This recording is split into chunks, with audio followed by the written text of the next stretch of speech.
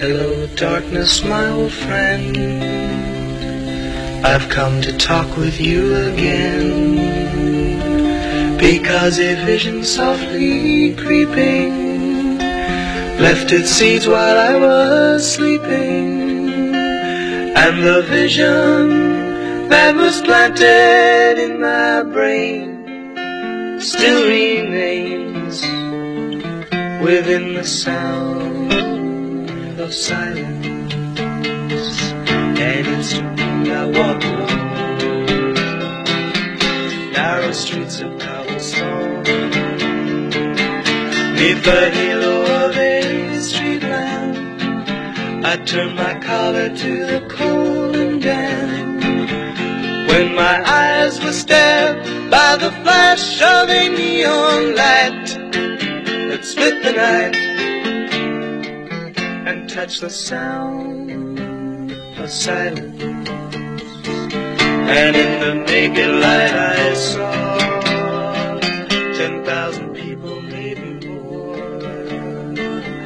people talking without speaking, people hearing without listening, people writing songs that voices never shared, and no one dared disturb the sound of silence.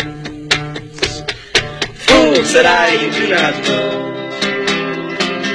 silence like a cancer grows. Hear my words that I might teach you, take my arms that I might reach you, but my words like silent raindrops fell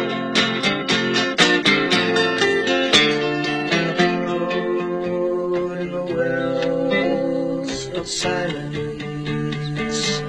And the people bowed and prayed to the neon god they made, and the sign flashed its warning in the words that it was forming, and the sign said the words of the prophets are written on the subway walls and tenement halls, and whispered in the sounds of silence.